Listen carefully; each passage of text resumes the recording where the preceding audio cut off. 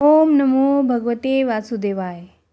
आज हम इस वीडियो में पुरुषोत्तम मास यानी कि अधिक मास यानी कि मल मास के बारे में बात करेंगे कि इस मास में क्या करना चाहिए, क्या करने से आपको कितने गुना फल मिलेगा, क्या खाना चाहिए और क्या खाना वर्जित है। तो आइए शुरू करते हैं इस वीडियो को। पुरुषोत्तम मास हर 3 साल में एक बार एक अतिरिक्त मास का प्रकाट्य होता है, जिसे अधिक मास, मल मास या पुरुषोत्तम मास के नाम से जाना जाता है।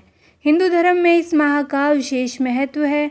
संपूर्ण भारत की हिंदू धर्मपरायण जनता इस पूरे माह में पूजा पाठ, भगवत भक्ति, व्रत, उपवास, जप और योग आदि धार्मिक कार्यों में संलग्न रहती है। ऐसा माना जाता है कि अधिक मास में किए गए धार्मिक कार्यों का किसी भी अन्य माह में किए गए पूजा पाठ से 10 गुना अधिक फल मिलता है। यही वजह है कि श्रद्धालु जन अपनी पूरी श्रद्धा और शक्ति के साथ इस मास में भगवान को प्रसन्न कर अपना ये लोक तथा परलोक सुधारने में जुट जाते हैं। अब सोचने वाली बात यह है कि यदि यह माह इतना ही प्रभावशाली और पवित्र है तो यह हर 3 साल में क्यों आता है? आखिर क्यों और किस कारण से इसे इतना पवित्र माना जाता है? इस एक माह को 3 विशेष नामों से क्यों पुकारा जाता है? तो आइए जानते हैं इन प्रश्नों के क्या उत्तर हैं।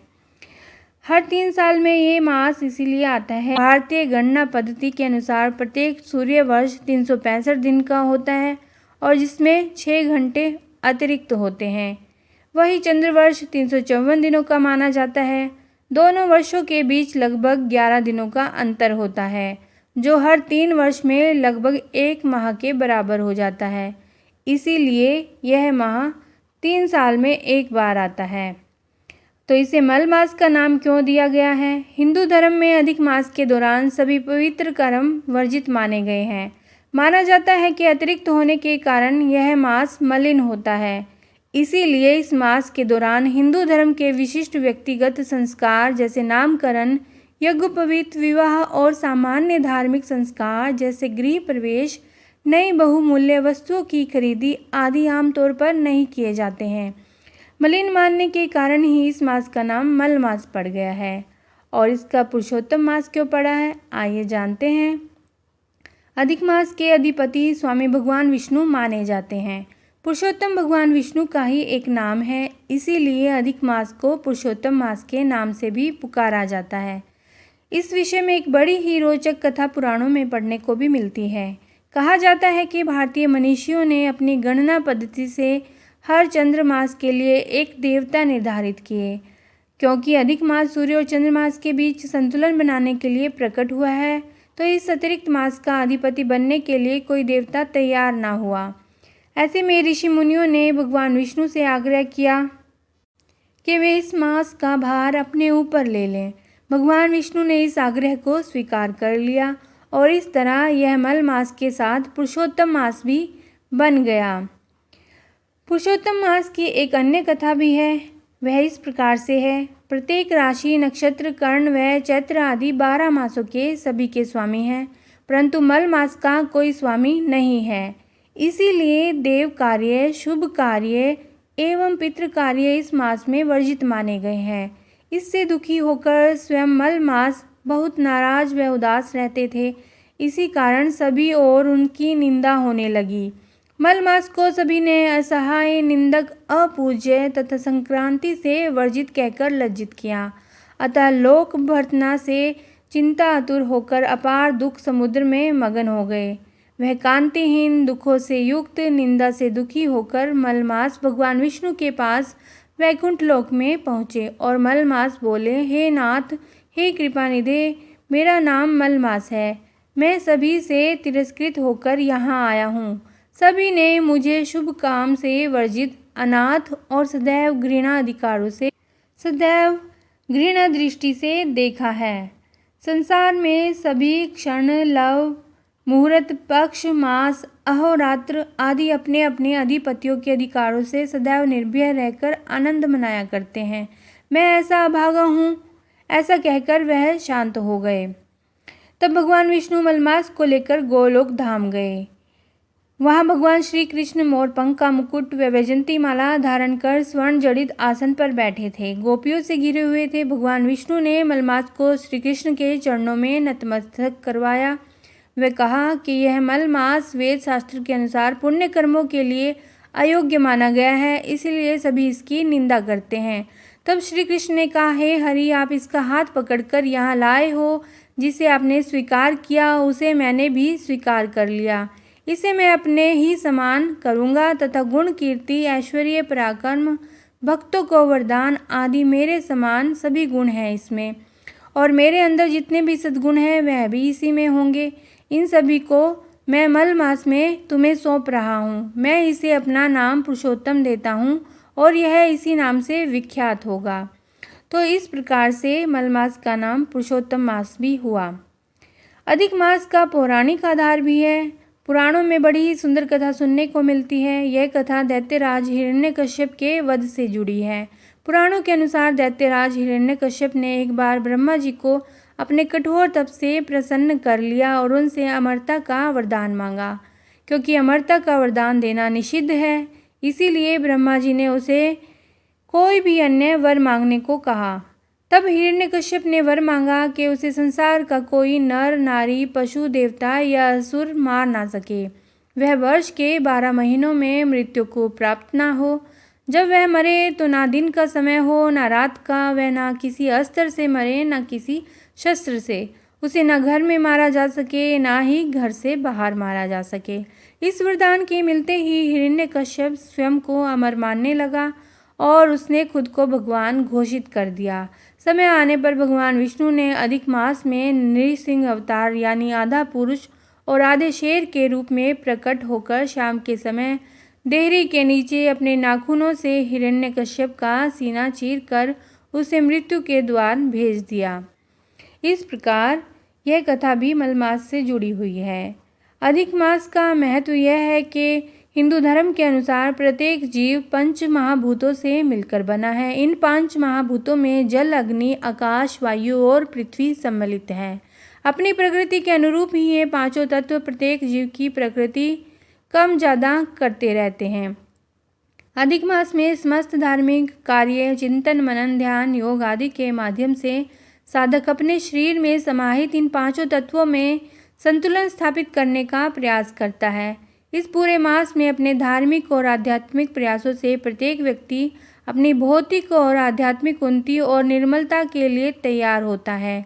इस तरह अधिक मास के दौरान किए गए प्रयासों से व्यक्ति हर 3 साल में स्वयं को बाहर से स्वच्छ कर अंदर से भी निर्मलता को प्राप्त करके नई ऊर्जा से भर जाता है। अधिक मास में क्या क्या फलदायी कर्म करने चाहिए, आइए जानते हैं। आमतौर पर अधिक मास में हिंदू श्रद्धालु व्रत, उपवास, पूजा पाठ, ध्यान, भजन, कीर्तन, मनन को दिन की जीवनचर्या बनाते हैं। पौराणिक सिद्धांतों के अनुसार इस मास के दौरान यज्ञ, हवन के अलावा श्रीमद् देवी भागवत, श्री भागवत पुराण, श्री विष्णु पुराण, भविष्योत्तर पुराण आदि का श्रवण, पठन, मनन विशेष रूप से फलदायी होता है। अधिक मास के अधिष्ठाता भगवान विष्णु है, इसीलिए इस पूरे समय में विष्णु मंत्रों का जाप विशेष लाभकारी होता है। ऐसा माना जाता है कि अधिक मास में विष्णु मंत्र का जाप करने वाले साधकों को भगवान विष्णु स्वयं आशीर्वाद देते हैं, उनके पापों का नाश करते हैं और उनकी समस्त इच्छाएं पूरी करते हैं। अधिक मास में क्या करें क्या ना करें, तो जानिए। धरती पर कल्प वृक्ष के समान एवं समस्त मासों में श्रेष्ठ पुरुषोत्तम मास में क्या करना चाहिए और क्या नहीं करना चाहिए, यह सबसे बड़े प्रश्न भक्त मंडल के समक्ष उपस्थित हो जाते हैं। हमारे मन में आता है कि क्या करें और क्या ना करें। अनेकों स्थानों पर स्वार्थ लोलुप पंडित द्वारा अनेकों प्रकार का पाखंड फैला दिया गया है और अनेकों प्रकार से लोगों को ठगा जाता है। इधर कुछ स्थानों में पर्याप्त जानकारी के अभाव में ही पुरुषोत्तम मास बीत जाया करता है। आज पुरुषोत्तम मास के आगमन के पूर्व ही आपको बताया जा रहा है कि पुरुषोत्तम मास में क्या करें और क्या ना करें। कुछ नियम हैं जिनका पालन करना चाहिए।